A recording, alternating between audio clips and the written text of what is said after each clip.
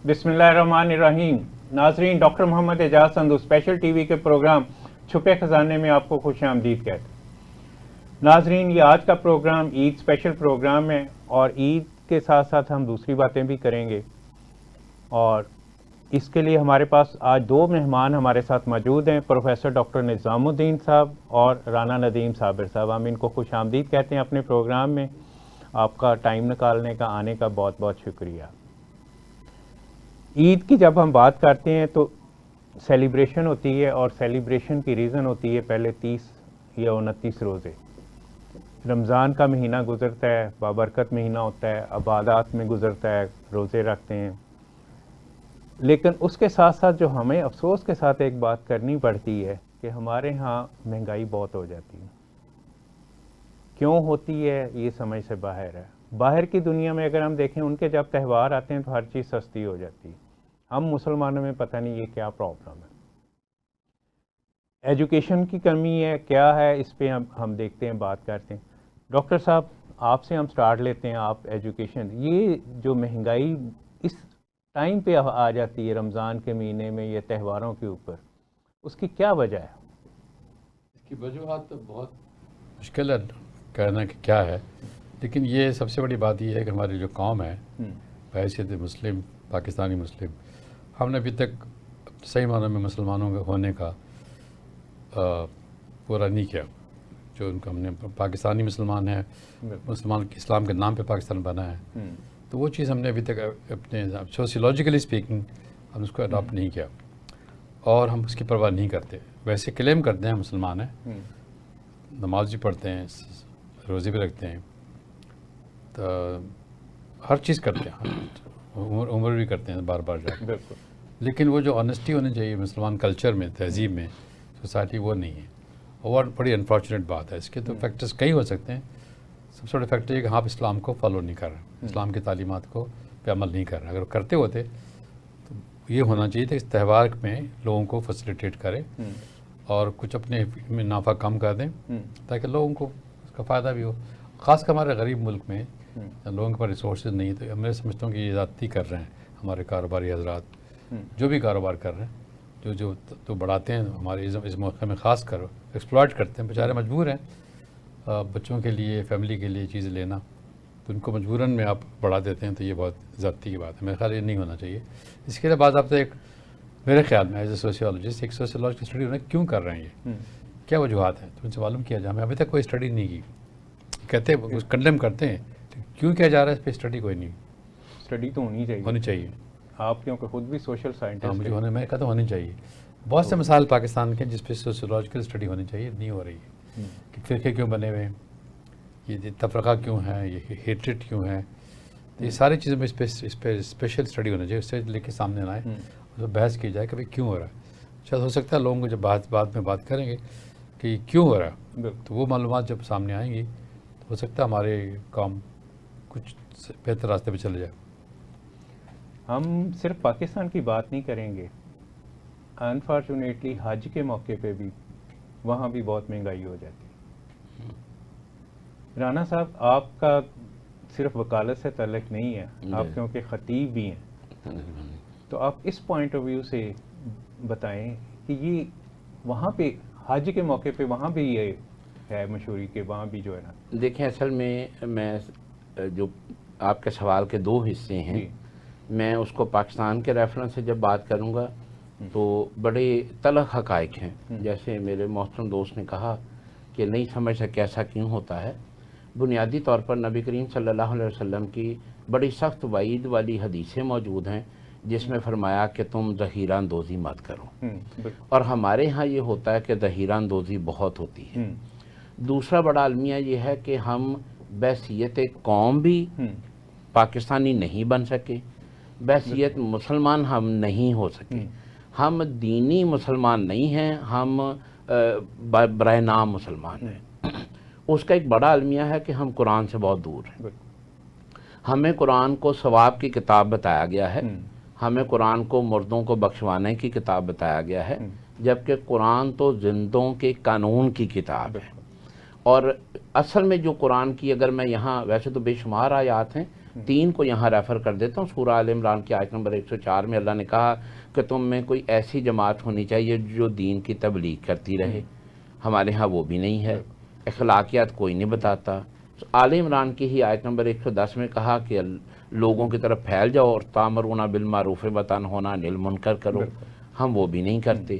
سورہ توبہ کی آیت نمبر 110-11 میں کہا کہ اللہ نے تمہاری جانیں خریدنی ہے جنت کے بدلے. یعنی ہم جہاں سے بھی آ کر دیکھتے ہیں ہم نے کہیں بھی قرآن پاک کو نہ پڑھا نہ سمجھا نہ لاگو کیا.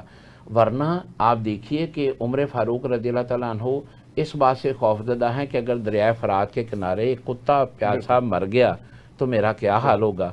آج ہماری گورنمنٹس کا کیا عالم ہے کہ جب وہ اپنی سیلریز بڑھاتی ہیں بالکل تو وہ بلا کسی تفریق کے بلا کسی سیاسی اختلاف کے سب نے اس میں 100% ووٹ کیا ہوتا ہے کہ جی سیلری بڑھا دیا. ٹھیک ہے جی، چونکہ وہ بیچارے بڑے غریب ہیں. اب اگر آپ اسمبلی سیکریٹریٹس میں دیکھیں تو وہاں کھانے پر باقی چیزوں پر ریبیٹ مل رہا ہے، سستا مل رہا ہے، 1.5-2 روپے کی پلیٹ مل رہی ہے. جبکہ اس کے بدل میں جو بیچارہ سڑک پہ بیٹھا اچار کے ساتھ روٹی کھا رہا ہے اس نے سارے ٹیکس دینے ہیں. وہ ماچس بھی لے گا تو سیل ٹیکس دے گا، وہ جو بھی لے گا.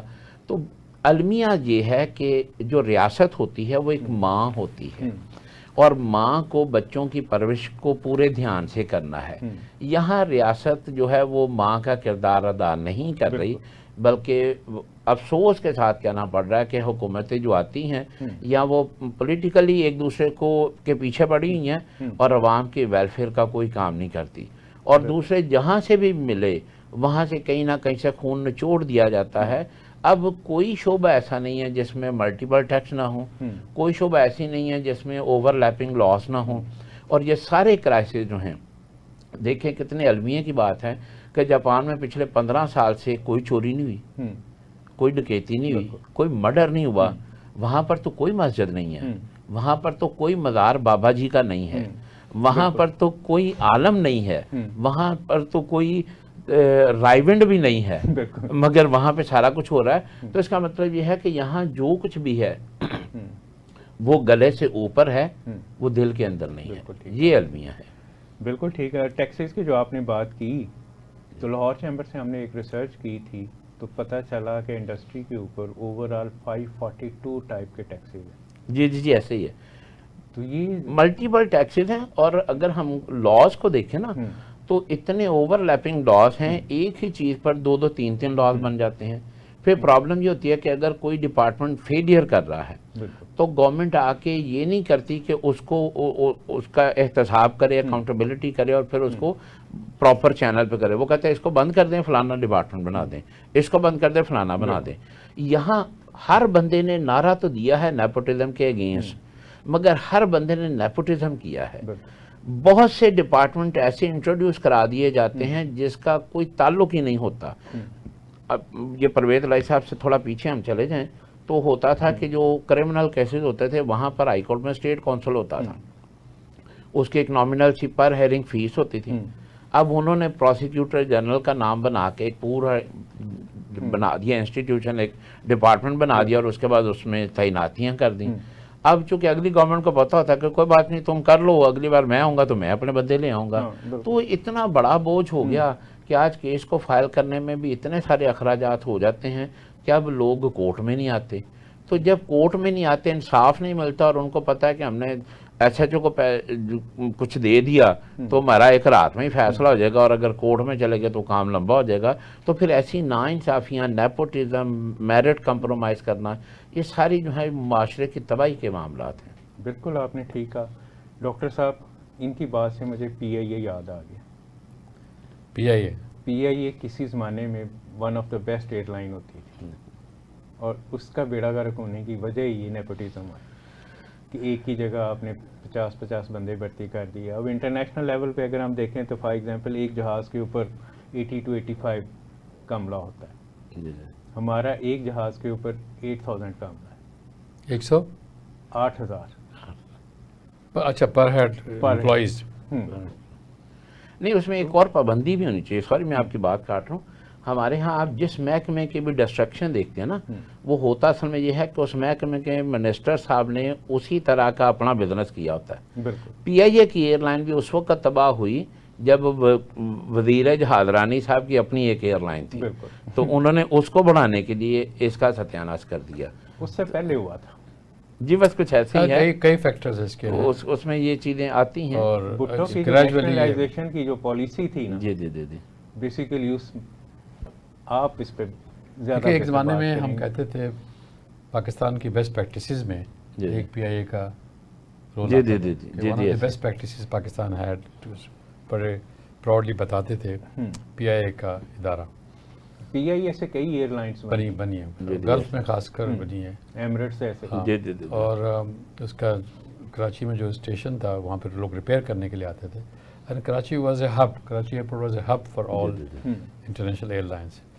گریجولی تو اس میں یہ نیپوٹزم کی بات آپ کر رہے ہیں اور بھرتی ہوئی ہونا شروع کی, اور اس کے بعد یونین بنی, کچھ انہوں نے ڈیمانڈ کی اور کچھ مینجمنٹ ایڈمنسٹریشن. میں اس کو پرانا جانتا ہوں کہ میرے دوست وہاں پہ جی ایم ہوتے تھے, قمر زمان صاحب, تو ہمارے دوست کے بھائی تھے, اس میں 60 سے جانتا تھا.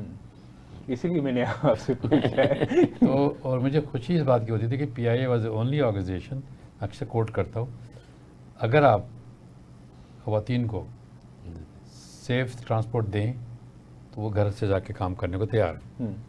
میں نے ایک اسٹڈی کروائی تھی گجرات یونیورسٹی میں کہ از اٹ کلچر اور structure which prohibits which prevents women to work. تو اسٹڈی میں پتہ لگا کہ it's not culture, it's the structure. اگر آپ پی آئی والے ٹرانسپورٹ سسٹم بنا دیں تو گجرات سے لڑکیاں جانے کو تیار ہیں گجرات والا کام کرنے کے لیے, ڈسٹرکٹ پر جانے کے تیار ہیں. کیونکہ ٹرانسپورٹ نہیں, پبلک میں جاتی ہیں, پبلک ٹرانسپورٹ ملتی نہیں ٹائم پہ, بدتمیزی بڑی ہوتی ہے. بالکل. اس طرح سے اگر آپ رات کو ہاسپٹل میں سیفٹی پرووائڈ کر دیں, لڑکیوں کو ڈاکٹرز کو جا کے لے کر آئے, تو ان کو پھر آسانی ہوگی. ایک عزت والی بات تھی پی آئی میں کام کرنا, اس زمانے میں عزت, 60s میں عزت کی بات تھی کہ لڑکیاں جا کے کام کرتی تھیں, زیادہ تر لڑکیاں کام کرتی تھیں پی آئی میں. تو اسٹرکچر ہم نے جب تک نہیں چینج کریں گے, خالی نعرے لگانے سے یا ٹو ہائڈ بیہائنڈ کلچر, یہ نہیں ہمارا کلچر ایسا نہیں ہے, میرے خیال وہ غلط ہے. تو میں نے ہماری ایک باس ہوتی تھی ڈاکٹر نفیس صادق, ہم لوگ گئے کانفرنس, ویمن کانفرنس تھی بیجنگ میں, پیچھے انہوں نے ایک لے کے گیا, پوسٹر بنا کے لے گئی تھی, no culture in the world can preach اور پروموٹ ویمن کے خلاف کوئی بات نہیں کر سکتا. کوئی کلچر ایسا ہے دنیا میں نہیں. تو آپ ڈونٹ ہائڈ بیہائنڈ کلچر, یہ کلچر ہمارا ہے, ہمارے کلچر میں ایسا ہوتا ہے, یہ سب ہائڈنگ کی بات ہے. تو یہ میرا خیال ہے اس پہ بھی تحقیق ہونی چاہیے کہ کیوں ایسا ہو رہا ہے, ایسا کیوں ہوا. تو میرا سوال یہی ہے کہ ہمارے یونیورسٹیز, ہمارے جامعات ان موضوعات پہ ریسرچ نہیں کرتی, جو کہ بڑا آسان ہے کرنا. جا کے لوگوں سے بات کریں بھائی کیوں کر رہے ہیں آپ, کیا وجوہات ہے, سامنے آ جائیں. کچھ نہ کچھ اسٹرکچرل فیکٹر میں نے کیا تھا گجرات میں, مجھے پتہ لگا کہ بھائی یہ کہتے ہیں لوگ عام نئے مائیں نہیں بھیجنا چاہتی, گھر میں بیٹھائی ہوئی ڈاکٹر 22% ڈاکٹرز ہیں جو گھر میں بیٹھی ہوئی ہیں ٹیٹ لینے کے بعد. تو ان کا جی اس لیے ہمارے گھر میں نہیں ہے ضرورت. پتہ لگا کہ نہیں, وہ چاہتی ہیں, لیکن ان کے جو ہاسپٹل میں مس مینجمنٹ ہے, جو ہراسمنٹ ہے, جو ان کو تنگ کرتے رات کو 1 بجے بلا لیتے ہیں, وہ اس کو اگر جب تک ہینڈل نہیں کریں گے یا ٹرانسپورٹیشن ہینڈل نہیں کریں گے, safety security at work places نہیں پرووائڈ کریں گے, تو وہ اسٹرکچر پرابلم ہوگا, وہ کلچرل پرابلم نہیں ہے. نہیں, آپ نے جو ڈاکٹرس والی بات کی, فیمیل ڈاکٹرس کی, اس پہ میں نے تھوڑی ریسرچ کی تھی اتفاق سے. میں کراچی ہوتا تھا تو وہاں پہ میرے ایک دوست تھے سعودی عرب سے, انہوں نے اپنی بیٹی کے ایڈمیشن کے لیے مجھے کہا بکائی یونیورسٹی میں. تو بکائی یونیورسٹی کی جب میں نے فیس دیکھی اور سارا اسٹرکچر دیکھا, اس وقت پنجاب میں پرائیویٹ میڈیکل کالجز نہیں تھے, سندھ میں تھے, تو وہ فیس بہت زیادہ تھی. میں نے ان کو کہا کہ اتنی زیادہ پیسے دے کے آپ کیوں ڈاکٹر بنوا رہے ہیں, کوئی اور بے شمار. تو ان کا آگے سے جواب تھا رشتہ اچھا مل جاتا ہے. یہ بھی ہے. تو کنسیپٹ بیسیکلی فیمیل کو ڈاکٹر بنانے کا ہمارے ہاں جو ہے وہ یہ, اور اسی وجہ سے وہ پھر بعد میں کام کا بھی ایشو آ جاتا ہے کہ وہ تو ایک بات یہ ہے نہ مالا مالو بات. مجھے یہ بھی یاد ہے جب میں بھی کراچی میں پڑھتا تھا تو وہاں پہ ہوم اکنامکس کالج تھا پہلا والا, جس کی پہلی پرنسپل بیگم رانا لیاقت علی خان تھی. وہاں کہا کہ وہاں پہ لڑکی وہ جاتی ہیں جو اچھے رشتے کے لیے جاتی ہیں, اچھے گھرانے کی لڑکیاں ہوتی ہیں, ہوم اکنامکس پڑھیں گی تو ان کو رشتے اچھے ملیں گے. یہ بھی مشہور تھا اس زمانے میں. ایک فیکٹر ہو سکتا ہے لیکن اور بہت سارے لاہور اسٹرکچر کے فیکٹر ہوم اکنامکس کالج کے یہ لیے تھا، مشہور تھی. ہاں یہی تھا. اصل مسئلہ یہ ہے نا کہ ہم نے تعلیم کو نوکری کا یا رشتے کا جواز بنایا ہے. اگر ہم اسلام کو دیکھتے ہیں تو آپ دیکھیں کہ سیدہ خدیجۃ الکبریٰ رضی اللہ تعالی عنہا آپ ایک بزنس ویمن تھیں. آپ کا تجارت، آپ کا مال کئی شہروں میں جاتا تھا اور آپ صلی اللہ علیہ وسلم وہ مال تجارت لے کر ہی گئے تھے. تو نا پھر آپ دیکھیں اسلام کی خوبصورتی کہ نکاح کا پیغام سیدہ خدیجہ رضی اللہ تعالی عنہا کی طرف سے آیا. آج ہم نے جو ایک مولویزم کا لبادہ اوڑھ کے تو ہم نے جو دین کی خوبصورت باتوں کو خراب کیا ہے، ورنہ پوری دنیا میں وراثت کا حق، عورت کے حقوق، بیوی کے حقوق، بیٹی کے حقوق وہ تو الحمدللہ اسلام نے دیے، قرآن میں لکھے گئے، ٹھیک ہے، مگر ہم نے اس کو مس انٹرپریٹ کیا. پرابلم یہ ہے کہ ہمارے ہاں جو بیٹھا ہے دین بیان کرنے والا وہ بھی چٹا ان پڑھ ہے، اور جو سننے والے ہیں وہ تو پھر ہیں ہی، ٹھیک ہے. تو اس لیے دین کی روح اور دین کا جواز جو بھی ہے وہ سارا خراب مسخ کر دی گئی، تصویر بگاڑ دی گئی. میں اس بات پہ تکلیف میں رہتا ہوں کہ نبی کریم صلی اللہ علیہ وسلم کی ذات مبارکہ ایک تھی اور لوگ ان کو دیکھ کر اسلام قبول کرتے تھے. آج ہم اتنے مسلمان پاکستان میں ہیں، ہماری کوئی ایک بندہ اٹھ کے کھڑا ہو کے کہے کہ میری 10 گلیوں میں ایک کرسچن یا فلاں غیر مسلم رہتا تھا تو اس نے ہماری معاشرت دیکھ کے وہ کر لیا. یہ المیہ کی بات ہے کہ آج جس کا داؤ نہیں لگتا صرف وہی شریف ہے. شروع میں تو اسلام پھیلنے کی ریزن بھی یہی بنی تھی کہ مساوات کا جو خاص طور پہ بیسک ہیومن رائٹ دیا کرتے ہیں، اس کو دیکھ کے لوگ آتے تھے. اور وہ دیکھے، مجھے کسی نے سوال پوچھا کہ اسلام میں تو غلاموں کا تصور ہے، تو میں نے ان سے کہا نہیں، یہ مس انٹرپریٹیشن ہے. غلاموں کا تصور اسلام میں نہیں تھا، اسلام نے تو اسے ریگولرائز کیا تھا. تو ہمارے ہاں جو گورنمنٹ کی ڈیوٹی، بیسک ڈیوٹی ہوتی نا، وہ میکنگ اے پالیسی ہے جو گراس روٹ لیول تک ویلفیئر کرے. ڈیموکریسی بھی دیکھ لیں یا اسلام بھی دیکھ لیں تو وہ تو کہتا ہے کہ انڈیویجول جو ہے وہ اس کی ویلفیئر بھی ہو اور اس کا پر کیپٹا بھی انکریز ہو. مگر ہمارے ہاں یہ دونوں طرح کی پالیسی نہیں بن رہی، عوام دشمن پالیسیز بنتی ہیں، جس کی وجہ سے پھر ہوتا یہ ہے کہ جب اوپر سے یہ سسٹم خراب ہوتا ہے تو اللہ تعالیٰ نے سورہ رحمان میں کہا وَوَضَعَ الْمِيزَانَ. تو لوگ کہتے ہیں کہ جی ٹھیک تولو. میں کہتا ہوں یہ تولنے کی آیت نہیں ہے، یہ تو جو ہے نا اللہ تعالیٰ نے بیلنس کی ایک آیت دی ہے کہ ہر چیز میں توازن ہونا چاہیے. تو توازن جہاں بگڑے گا وہ اللہ نے واضح کر دیا کہ پھر اس کے اثرات، اس کی وائبریشن وہ سب جگہ جائیں گی، اور ہم آج اسی چیز کا شکار ہیں. بالکل آپ نے ٹھیک کہا. آپ نے گورنمنٹ کی بات کی، پالیسیز کی بات کی، تو ڈیموگرافی کے ڈاکٹر نظام صاحب ایکسپرٹ ہیں. تو یہ جو پالیسیز بنائی جاتی ہیں اس کا تو فوکس بیسیکلی ہیومن بینگ ہونا چاہیے، جس کو ہم کہتے ہیں کہ جی عوام کو جس سے عوام کو فائدہ ہو. تو ہمارے ہاں کیوں ایسی پالیسیز بنتی ہیں کہ جس میں عوام کا فوکس کوئی نہیں ہوتا؟ اسی پالیسی کو کہتے ہیں پبلک پالیسی. جی، پبلک پالیسی مطلب کہ پبلک کے لیے بنائی گئی ہے. اس لیے بنائی گئی کہ تاکہ جو کچھ دیکھا گیا معاشرے میں کوئی ذاتیاں ہو رہی ہیں اس کو ریگولیٹ کیا جائے.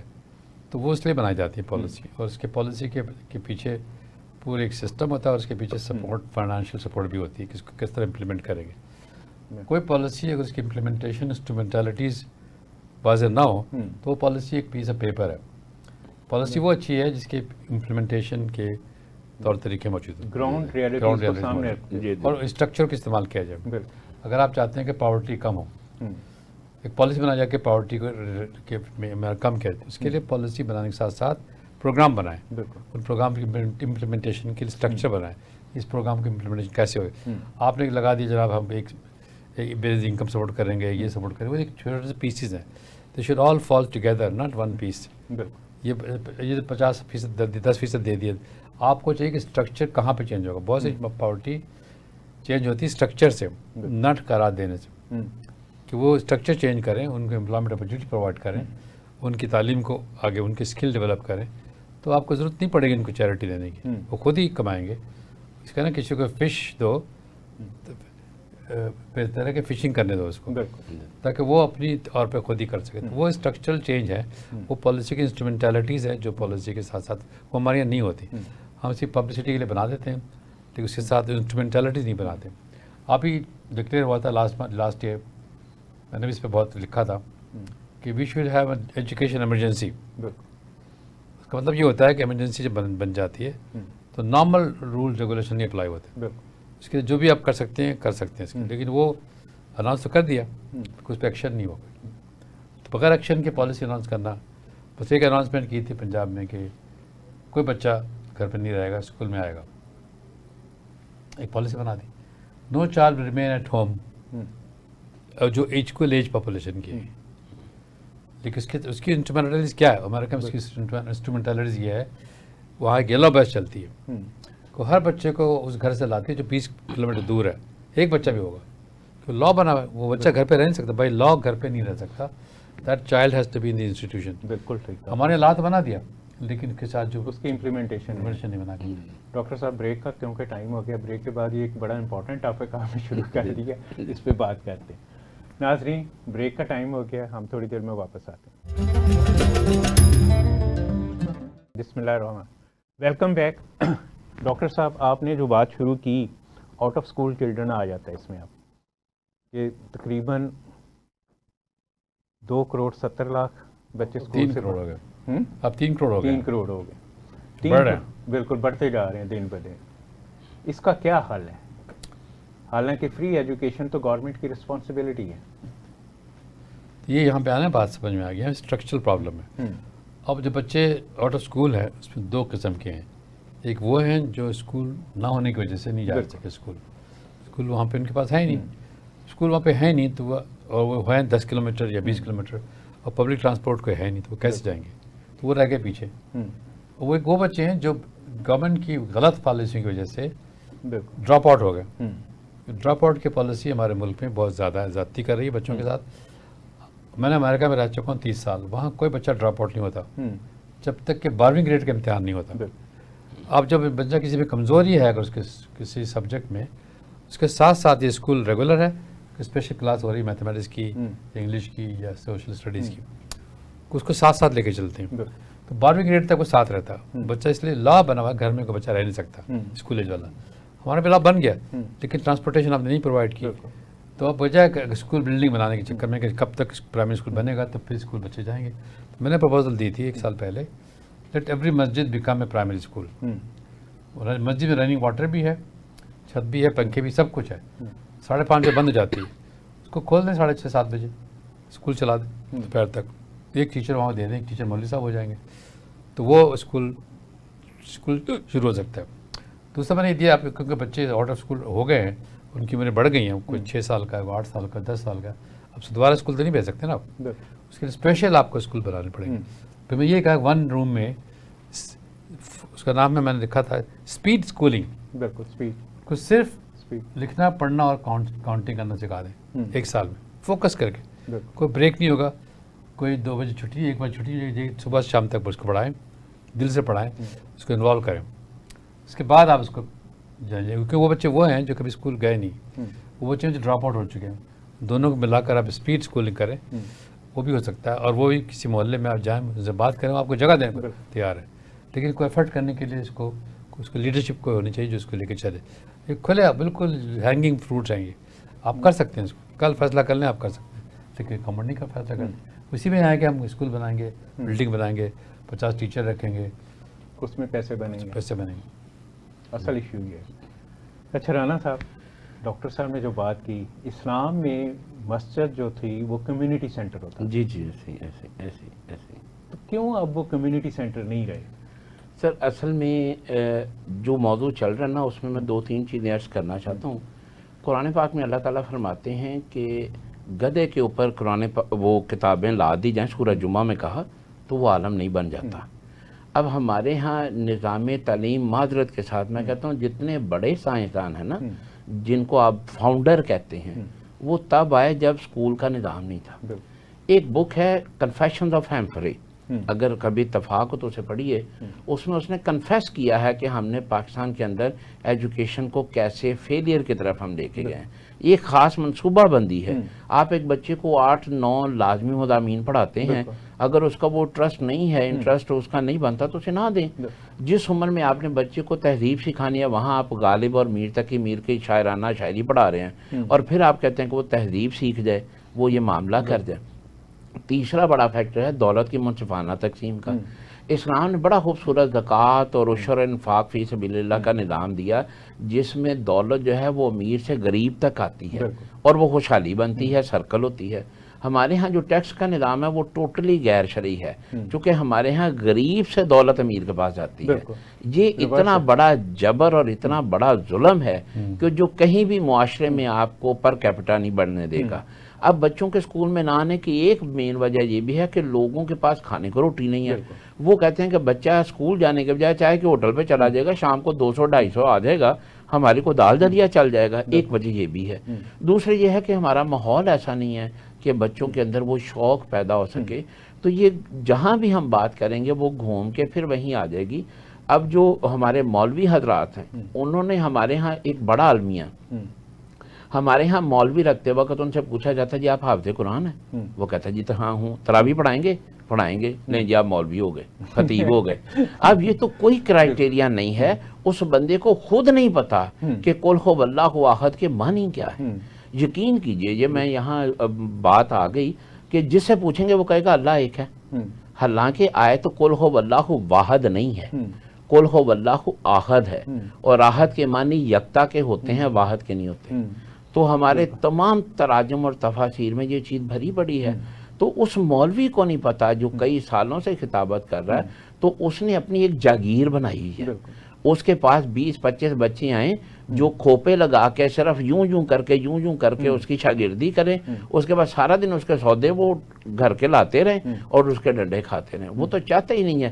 جیسے جگیردار نہیں چاہتا کہ وہاں علاقے میں سکول ہو، ویسے مولوی نہیں چاہتا کہ بچے کے پاس تعلیم ہو. وہ تعلیم کی بات اب آپ کرتے ہیں نا کہ نہیں نہ ہو، اب قرآن پاک کو پڑھنے کے ثواب کے پیچھے لگا دیا. ہاں جی سمجھنے کے لیے، سمجھ کے پیچھے. جبکہ سمجھنے پہ ثواب ہے. اللہ تعالیٰ نے 2 آیات میں یہاں عرض کر دوں. سورہ محمد کی 47 نمبر سورہ ہے، آیت نمبر 24 میں اللہ تعالیٰ کہتے ہیں افلا یتدبرون القرآن ام علی قلوب اقفالھا. اے نبی کریم صلی اللہ علیہ وسلم یہ قرآن پہ تدبر کیوں نہیں کرتے کہ ان کے دلوں پہ قفل پڑے ہیں. اور سورہ قمر میں 4 مرتبہ کہا وَلَقَدْ يَسَّرْنَا الْقُرْآنَ لِلذِّكْرِ فَهَلْ مِن مُدَّكِّرٍ، کہ میں نے قرآن کو بڑا آسان کر کے نازل کیا تو اس پہ کوئی تدبر کرے گا. اب اگر کوئی تدبر کرے گا تو اس کو پتہ چل جائے گا. میں یہ بات عجیب سی ہو جائے گی یہاں. میں اکثر کہتا ہوں کہ یہ جو مولوی صاحب سارا سال آپ کے گھروں میں ختم پڑھ کے جاتے ہیں، کبھی ان کے گھر میں آپ نے عید میلاد النبی کا، شب برات کا یا چیلم کا کوئی ختم کھایا؟ کب مطلب ایک مولوی جی ہمارے وہاں کوئی 30 سال سے ہے، کوئی 20 سال سے ہے، کوئی 40 سال سے ہے، کبھی اس کے گھر سے ختم کی کوئی چیز آئی ہے؟ مگر لوگوں کو کبھی سمجھ نہیں آتی کہ یہ ہمیں بیوقوف بنا رہا ہے. تو وہ اگر وہ بیوقوف نہیں بنائے گا تو اس کا جو موٹو ہے جیو ٹڈا جی تجھے پتر تجھے تھی، وہ پورا ہی نہیں ہونا. بالکل صحیح کہا. تو اس لیے وہ کمیونٹی سینٹر کو جاگیر کے نظام میں تبدیل کر رہا ہے، لوگوں کو تعلیم سے دور رکھ رہا ہے. ثواب اسی لیے ثواب ایجاد کیا گیا ہے تاکہ لوگ تعلیم سے، اس کی حکمت سے دور رہ جائیں. کیونکہ اگر آپ کو سمجھ آ جائے گی تو آپ کو یہ پتہ چل جائے گا کہ مولوی کہاں غلط ہیں، اور وہ تو غلط ہونا نہیں چاہتے کریں گے تو وہ اس کے لیے. دیکھیں حدیث مبارکہ ہے کہ کسی کے پاس کوئی دین سیکھنے آئے اور وہ اسے قرآن کے علاوہ کچھ سکھائے تو وہ جہنمی ہے. اور ہمارے ہاں آج آپ دیکھ لیے جمعے کی نماز، عید کی نماز یا دیگر خطبات جو ہیں اس میں کتنا قرآن بیان ہوتا ہے، فروعی باتیں، فرقہ واریت. تو کوئی بندہ نہیں کہہ سکتا کہ خلفائے راشدین، صحابہ کرام، تابعین، تبع تابعین وہ سنی وابی دیوبندی بریلوی نہیں تھے، وہ مسلمان تھے کیونکہ وہ قرآن کو سمجھتے تھے. ہم قرآن کو نہیں سمجھتے تو ہم فرقہ واریت میں چلے گئے. اور آج اب تو پہلے تو 4 ہوتے تھے فقہ، اب تو ہر ایک یوٹیوب کا ایک فقہ ہے. یوٹیوب پہ ایک چینل کھلتا ہے اور اس کے بعد وہ اپنی ہی ایک لائن لگا دیتا ہے. تو ہم علامہ اقبال تو بیچارے کہتے مر گئے، ایک ہو مسلم حرم کی پاسبانی کے لیے، نیل کے ساحل سے تابہ کے کاشگر. وہ تو ہلاک ہو چکی یہ باتیں ساری. بالکل. اچھا ڈاکٹر صاحب، اسی وجہ سے ہمارے سوشل ایشوز بہت زیادہ ہیں. بینگ اے سوشل سائنٹسٹ، آپ کیونکہ باہر رہے ہیں تو کرسمس جب آتا ہے تو آپ دیکھتے ہیں کہ وہاں وہ فری چیزیں بانٹنے شروع ہو جاتے ہیں، بچوں کو گفٹ دیتے ہیں. ہماری جب عید آتی ہے، حالانکہ مسلمانوں میں جو بیسک کنسیپٹ ہے عید کے اوپر تحفے دینے کا، جی لیکن ہمارے ہاں وہ چیزیں امپلیمنٹ نہیں ہوتی. آپ کسی بھی بازار میں کہیں بھی چلے جائیں کہ آپ بچوں کو تحفے دیے جاتے ہیں. تو یہ بھی ایک بہت بڑی خیر یہ معاملہ انٹرپریٹیشن کا ہے، تو پھر تو وہ یہ دی جاتے ہیں کہ نئے کپڑے ان کو بنا کے خرید کے لا کے دیتے ہیں۔ میں جانا چاہتا تھا کہ جو مسجد ایز انسٹیٹیوشن، میں پڑھنے کے لیے گیا یونیورسٹی آف شکاگو میں، مجھے موقع ملا ایک آرٹیکل لکھنے کا، حصہ اسائنمنٹ تھا کہ how mosque is a social institution in Islamic culture میں لکھ کے آرٹیکل دیا تھا۔ تو وہ بڑا اچھا اپریشیٹ کیا کہ یہ سوشل انسٹیٹیوشن ہے، کمیونٹی انسٹیٹیوشن ہے، to bring community together, to address community problems, to meet there regularly. اس کے بعد میری پوسٹنگ ہو گئی ایجپٹ میں، 4 سال میں رہا۔ وہاں میں نے اچھی انسٹیٹیوشن دیکھی، وہاں مسجد از اے سوشل کمیونٹی انسٹیٹیوشن ہے ایجپٹ میں۔ پہلی بات اچھا رول یہ ہے کہ کوئی مسجد بنا نہیں سکتا، کوئی فرقہ، کوئی مذہب، کوئی سیٹ مسجد نہیں بنا سکتا، اسٹیٹ بنائے گی جی جی، اور اسٹیٹ کی ذمہ داری مسجد بنانا، اور اس کا ایک پورا آرکیٹیکچر پلان ہے، سب اسٹینڈرڈائزڈ ہے، ہر مسجد کا اسٹینڈرڈائز ایک طرف وہ ہے فیونرل ہوم ہے جب وہ جنازہ آئے گا، بیچ میں اسکول ہے، ایک طرف ہیلتھ سینٹر ہے بالکل جہاں پہ فری میں میڈیکل ٹریٹمنٹ ہوگا، اور ہر وہاں لکھا ہوگا لیبل کون آ جانے والا، گائنیکالوجسٹ، ہارٹ کارڈیولوجسٹ ہے، یہ لوگ اکارڈنگلی آ کے یہ طریقہ کار حج کے لیے نہ چاہیے، مسجد کے لیے نہیں، نہ کوئی چرچ بنا سکتا ہے، کوئی چیز نہیں بنا سکتی اسٹیٹ کے بغیر، اسٹیٹ بنائے گا۔ تو ہمارے یہ سارا معاملہ کہ ہر بندہ بیٹھ کے مسجد بنا لیتا ہے، اس کے ساتھ دکانیں بنا دے گا، ساتھ میں کاروبار کرنے کے لیے بناتا ہے، اور اس پہ اسٹیٹ کوئی کنٹرول نہیں کرتی۔ اگر آپ دیکھیں پرانے ہسٹری، اسلامک ہسٹری میں، خلفاء راشدین کے زمانے، اس سے پہلے اس کے بعد میں بھی مسجد کا کوئی میسج جو ہے جمعے کے نماز میں وہ خلیفہ کے دفتر سے آیا کرتا تھا کہ آج کے ٹاپک کیا ہوگا، اس ٹاپک ہر مسجد میں وہ ٹاپک ڈسکس ہوتا تھا، وہ سارے ایشوز ہوتے تھے، سوشل ایشوز۔ ہمارے ہر مولوی اپنی بات کرتا ہے، کوئی اسٹرکچر وہاں پہ نہیں بنا، حالانکہ دے آر پیڈ سیلری ان کے پاس اسٹیٹ سے آتی ہے، یہاں پہ بھی گورنمنٹ کی کوتاہی ہے کہ وہ کوئی اسٹرکچر انہوں نے نہیں بنا سکتا۔ بیک ٹو اسلام کے اندر جانا پڑے گا، بیسک پرنسپلز ہمارے ہیں۔ انہوں نے اچھی بات کہی تھی کہ جتنے بڑے اسکالرس تھے وہ کسی اسکول میں جا کے نہیں پڑھے تھے، اس کی وجہ یہ تھی کہ ہمارا جو مدرسہ تھا اس زمانے میں، ابن رشد کا مدرسہ تھا، یا جو مدرسہ ایون سائنٹسٹ جو تھے وہ بغداد میں جو مدرسہ ہاں جی ہاں جی ہاں جی ایسے ہی، بغداد میں جو مدرسہ تھا نا، سب سے بڑا مدرسہ بغداد میں تھا، وہاں سے ہمارے اسکالرس پیدا ہوئے، وہاں پہ ہمارے سائنٹسٹ پیدا، میتھمیٹیشینس پیدا ہوئے۔ وہ مدرسہ کا اسکول یہ تھا کہ طریقہ، میں نے ابن رشد کی ایک مووی دیکھی تھی، ویڈیو، کہ وہ سرکل میں بیٹھتے تھے بچے سارے، ان کو پڑھاتے تھے، اور دوسرے کمرے میں بیٹھے ان کی بیگم صاحب ان کے لیے چائے بناتی تھی۔ یہ لیول تھا اسٹوڈنٹ کا جو ابن رشد نے وہاں پہ اپنے اس میں اسپین میں بنایا تھا، اور وہاں پہ شاعری بھی ہوتی تھی، میوزک بھی ہوتی تھی، گانے بھی ہوتے تھے، اور چائے بھی پی جاتی تھی، اور بحث بھی ہوتی تھی، اور ماحول بنا ہوا تھا لرننگ کا، ٹیچنگ۔ اسی ماحول میں انہوں نے ٹرانسلیشن شروع کر دی۔ اگر وہ ٹرانسلیشن نہ کرتے ابن رشد کے مدرسے میں تو آپ کو آج کا جو زمانہ ہے نا کہ ایرسٹاٹل کون تھا، سوکریٹس کون تھا، وہ نہیں ملتا۔ وہ سارا لیٹن کو نکال کے ٹرانسلیٹ کر دیا انہوں نے۔ ان کے اسٹوڈنٹ میں جوز بھی تھے، کرسچن بھی تھے، مسلمان بھی تھے، سارے وہاں بیٹھ کے پڑھتے تھے۔ تو وہ کوئی سلیبس نہیں فالو کرتے تھے، ٹیچنگ، لرننگ، ڈوئنگ۔ تو یہ اس ماڈل کو آج کل فن لینڈ اڈاپٹ کر لیا۔ تو فن لینڈ کے اسکول میں کہ وہاں کوئی ٹیکسٹ بک، کوئی سلیبس کریکولم چھوڑ دیا انہوں نے، آؤ آگے کام کرو، کام سیکھو۔ تو ہم سیکھ نہیں رہے ہیں، دنیا بھر میں ہو رہا ہے، ہم سمجھ نہیں رہے ہیں، مجھے سمجھ میں نہیں آ رہا کہ کب تک ایسا چلتا رہے گا۔ سسٹم چل رہا ہے ایز یوزول، کوئی پرواہ نہیں کرتا۔ بات کریں 3 کروڑ کی، بچے آؤٹ آف اسکول ہیں، اس کے لیے کچھ بھی نہیں ہو رہا۔ یہ اعلان کر دیتے ہیں ہم آؤٹ وہ کریں گے، ان کے لیے پریکٹیکلی کچھ 20 بلین روپے لگا دیں، روپے کا پیسہ اس کو نہیں۔ اسٹرکچرل چینج ہے، جو آپ کا اسٹرکچر بنے ہوئے ہیں، مسجد ہے یا محلہ ہے یا نیبرہڈ، ان سے بات کریں تو فوراً اس کا حل ہو سکتا ہے۔ بالکل صحیح، انوالو کریں، انگیج کریں کمیونٹی کو، یہ معاملہ حل ہو سکتا ہے۔ بچپن میں جب ہم مسجد جایا کرتے تھے تو میں نے مطلب خود یہ چیزیں نوٹ کی جو ڈاکٹر صاحب نے بات کی، مسجد کے ساتھ ڈسپینسری ہوتی تھی، مسجد کے ساتھ لائبریری ہوتی تھی، جی جی ایسے ہی ہے، بچوں کی لائبریری ہوتی تھی، میں خود اس لائبریری کا انچارج بڑا عرصہ رہا۔ جی جی جی جی، وہ کنسیپٹ ہی ختم ہو گیا۔ نہیں اب تو مسجد میں جتنی کتابیں پڑھی ہوتی ہیں اس کی چابی مولوی صاحب کے پاس ہوتی ہے، اور انہوں نے صرف عید کی صفائیوں میں اس کے الماری کو صاف کرانا ہوتا ہے، وہ بھی نہیں پڑھتے اور دوسروں کو پڑھنے بھی نہیں دیتے۔ مقصد اور معاملہ اصل میں یہ ہے کہ جب بھی کوئی کام ریاست کرتی ہے تو وہ ویلفیئر کرتی ہے، جب اس کو پرائیویٹ کرنا شروع کر دیتے ہیں تو وہ بزنس میں چینج ہو جاتا ہے۔ اور ہمارے ہاں المیہ ہے کہ کتابیں فٹ پاتھ پہ بکری ہوتی ہیں اور جوتے خوبصورت ڈبوں اور شو کیسوں میں پڑے ہوتے ہیں. بالکل صحیح کہا. یہ بہت بڑے المیہ کی بات ہے. اور ہم حیران ہیں کہ اگر ہم انٹرنیشنلی دیکھیں تو مسلمانوں کے پڑھنے کی ایوریج جو ہے وہ سال میں 6 منٹ ہے اونلی. ایوریج اتنی تباہ کن ہے.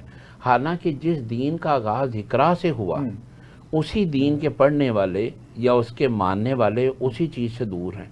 ہمارے ہاں وہ پھر بات آ جائے گی کہ ثواب نے ایک ایسی چیز بنا دی کہ ہم سمجھتے ہیں کہ ریاض الدین نیلا گنبد کی طرح 11 مہینے تو 1 مہینہ ساڈا وہ ہم وہی کریں گے کہ رمضان میں ہم تراویح میں قرآن مکمل کر لیں گے اور اس کے بعد جناب ہمارا پورا سال جو ہے وہ پیک ہو گیا. ایک جمعے سے دوسرے جمعے کے گناہ معاف ہو گئے, ایک رمضان سے دوسرے رمضان کے گناہ معاف ہو گئے اور ہم بخشش کے ساتھ جنت کے جگیردار ہو گئے. تو اصل میں اگر صرف ثواب ہوتا تو پھر مختلف اقسام کی عبادات نہ ہوتی.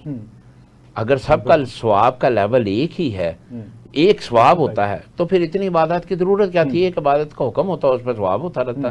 تو اللہ نے جتنی عبادات دی ہیں بیسیکلی وہ تعلیم ہے, وہ طریقہ جد و جہد ہے, وہ انسانیت کی تعمیر ہے. اور جسے ہم دین کہتے ہیں, دین کے لفظی معنی عربی گرامر میں ہے بہترین معاشرت. تو ہمیں یہ سمجھنا ہوگا کہ دین اور دنیا دو مختلف چیزیں نہیں ہیں. اسی دنیا کی بہترین معاشرت کر کے ہم نے دین کو حاصل کرنا ہے. تو یہ چیز جب نہیں ہوگی تو جب وہ بزنس میں آ جائے گی, حاجی صاحب نے مسجد بنانی ہے, چوئی صاحب نے مسجد بنانی ہے, تو پھر اس نے اپنا جو ڈیرا ڈنڈا اس مسجد پہ چلانا ہے, اپنے فقہ کو چلانا ہے. اسکول پرائیویٹ بنیں گے تو 25 آرٹیکل کی وائلیشن بھی ہو رہی ہے, اور اس کے بعد انہوں نے اپنی فیسیں کمانے کے لیے اپنے اپنے نظام رکھے ہوئے ہیں. تو یہ سارا failure of the policy of the government ہے. اس کو ریوائز کرنا پڑے گا, اس کو دیکھنا پڑے گا. یہ سارے کام بیسیکلی اسٹیٹ کے ہیں, اور جو ہمارے فنڈامنٹل رائٹس ہیں آرٹیکل 8 to 28 میں, یہ اس میں کور ہوتے ہیں. مگر یہاں ہمیں ہی نہیں پتا کہ ہمارے حقوق کیا ہیں, ہم اس کی جنگ کیسے لڑ سکتے ہیں. اس لیے ہم خاموش ہیں, اور ہمیں ایک ڈنڈے کے بعد دوسرا ڈنڈا پڑتا ہے, اور ہم یہ نہیں کہتے کہ ڈنڈا کیوں مارا, ہم کہتے ہیں جی جلدی جلدی مارے, میں نے کہیں اور جانا ہے, میں بیوی ہوں, اور ہم ڈنڈے کھاتے جاتے ہیں. مجھے بچپن میں یاد ہے کہ ہمارے جو مسجد کے مولوی صاحب تھے وہ باقاعدہ نماز پڑھنا سکھاتے تھے. جی دے دے دے دے نماز کے آداب کیا ہیں, مسجد کے آداب کیا ہیں, جی دے دے ٹھیک, طریقہ کیا ہے نماز پڑھنے کا. جی جی تو میں نے بعد میں نوٹ کیا کہ یہ چیزیں ختم ہو گئی. جی ایسے ہی نہیں سکھایا جاتا. ایسے ہی ہے.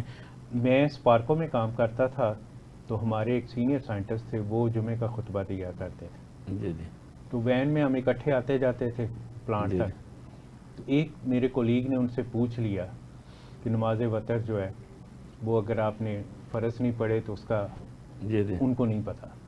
جی دے دے دے ایسے ہی میں درمیان میں بول پڑا, میں نے کہا کہ یہ طریقہ ہے. ہاں جی ہاں جی. دیکھیے اس مجھے کہتے ہیں کہ تم تو نماز پڑھتے ہی نہیں ہے, تو تمہیں کیسے پتا ہے. جی جی میں کہا نماز پڑھنا نہ پڑھنا وہ میرا مسئلہ ہے, وہ عمل ہے, یہ علم ہے, یہ علم ہے, یہ علم ہے جو میں نے بچپن میں حاصل کیا. جی جی جی جی ایسے ہی ہے. تو پرابلم وہی آ جاتی ہے کہ ہمارے اب مولانا حضرات جو ہے جو بیسک چیز ہیں اسلام کی وہ بھی نہیں بتاتے. اصل میں یہ ہے نا جی کہ وہ ایک سال میں 52 فرائیڈیز آتے ہیں بائی دی ایوریج. اب اس میں عید الاضحیٰ کے 2-3 جمعے ہیں, 2-3 عید الفطر کے ہیں, 5-6 جمعے کے ہیں, ایک شب برات کا, ایک شب معراج کا ہے. انہوں نے نا وہ کچھ ٹاپکس یاد کیے ہوئے ہیں, اور اسی کو رپیٹ کرتے کرتے ان کے سال کی روٹیاں پوری ہو جاتی ہیں. تو اصل میں قرآن تو بڑی تحقیق اور بڑی اہم باتوں, اللہ تعالیٰ نے کہا یہ تو آیاتوں بینات ہیں, یہ تو روشن نشانیاں ہیں, اور ہم افسوس کے ساتھ ہم اتنے ہی اندھے ہوتے جا رہے ہیں. ہم اس پہ عمل نہیں کر رہے, اس کو سیکھ نہیں رہے, اس کی پریکٹس نہیں کر رہے. اور یہ جو معاملہ ہے کہ جب مولوی کو آپ تنخواہ دے کے مقرر کر دیتے ہیں تو پھر اس کا مطمئن نظر یہی ہوتا ہے, سیلری تھوڑی ہوتی ہے. وہ کہتا ہے میں جلدی سے نماز پڑھاؤں, بھاگ کے جو بچوں کو گھر پہ جا کے قرآن پڑھانا نہیں, چونکہ اس کے فیس مل رہی ہے. تو وہاں پہ چلا جاتا ہے. آگے والدین کا معاملہ یہ ہے کہ بچے نے ناظرہ مکمل کر لیا 2ری 3ری 4تھی 5ویں کلاس تک, اس کے بعد قرآن پاک غلاف کا حصہ ہو گیا, ٹھیک ہے, اور وہ جو آیت ہے لا یمسہ الا المطہرون, وہ اس کی غلط ٹرانسلیشن کر کے تو وہ کہتے ہیں کہ جی قرآن تو اب اتنے غلاف میں رہے گا کہ اس تک ہم نے پہنچنا ہی نہیں. تو پھر شیطان کا تو یہ سب سے بڑا حملہ ہے کہ آپ قرآن سے دور ہوں تو شیطان کی دوستی مل جاتی ہے, اور یہ خطوات شیطان کا سب سے پہلا حصہ ہے. بالکل. وہ میرے کولیگ کا کویسچن یہ تھا کہ فار ایگزامپل عشاء کی نماز ہے, جماعت میں آپ گئے, آپ 4تھی رکعت میں شامل ہو گئے جی جماعت کی, تو وہ آپ کی پہلی ہوگی کہ چوتھی ہوگی؟ جی ظاہر پہلی ہوگی, وہ پہلی, چوتھی, وہ چوتھی ہے. جب وہ شروع مطلب اسلام کے بعد اور کھڑے کرے گا ہوں گے وہ تو وہ باقی پہلی تینوں پڑھیں گے, پہلی 2ری اور 3ری پڑھیں گے. اور اس میں بھی ہمارے ہاں ایک پایا جاتا ہے کہ جی اگر آپ رکوع میں شامل ہو گئے تو آپ کو رکعت مل گئی. یہ غلط ہے. آپ کو امام کے قیام کے ساتھ شامل ہونا ہے. واقم الصلاۃ وآتوا الزکاۃ وارکعوا مع الراکعین. تو اس میں قیام جو آپ نے کرنا ہے, اگر آپ قیام میں شامل نہیں ہوئے تو وہ رکعت آپ کی نہیں ہے. یہ بھی بالکل آپ نے ٹھیک کہا. ایسا ہی ہے. اصل میں میرا جو سارے سننے ہمیشہ ہی کہتا ہوں کہ جب تک عوام میں یہ شعور پیدا ہو کے ایک قسم کا مجھے پتہ پکڑا جائے گا, ریولیوشن نہیں آئے گا کہ وہ ڈیمانڈ کریں, پر ان کی اویئرنیس پیدا کریں. ہمارا عوام میں اویئرنیس ہی نہیں ہے, پر اویئرنیس پیدا کی جائے معاشرے میں کہ یہ ہونا کیا چاہیے. ہم کب تک یہ چیزیں برداشت کرتے جائیں گے جو بچوں کے ساتھ زیادتی ہو رہی ہے, جو بچوں کے اسکول میں نہیں بھیجا جا رہا, جو لوگوں کو صحت چیزیں نہیں مل رہی, سارے ان کے رائٹس ہیں. کچھ جب تک ڈیمانڈ نہیں کریں گے تو وہ بات. ڈاکٹر صاحب بہت بہت شکریہ آپ کا آنے کا, ٹائم کیونکہ اب ختم ہو رہا ہے. جی ناظرین, اپنی خوشیوں میں ہمیشہ دوسروں کو شامل کریں. جو اسلام کا جو بیسک درس ہے وہ یہی ہے کہ آپ اپنے ساتھ دیکھیں کہ آپ کے ارد گرد وہ کون لوگ ہیں جن کو آپ کی ضرورت ہے, اور ان کی مدد کریں اور ان کو اپنی خوشیوں میں شامل کریں. اس کے ساتھ مجھے اجازت دیجیے. اللہ حافظ.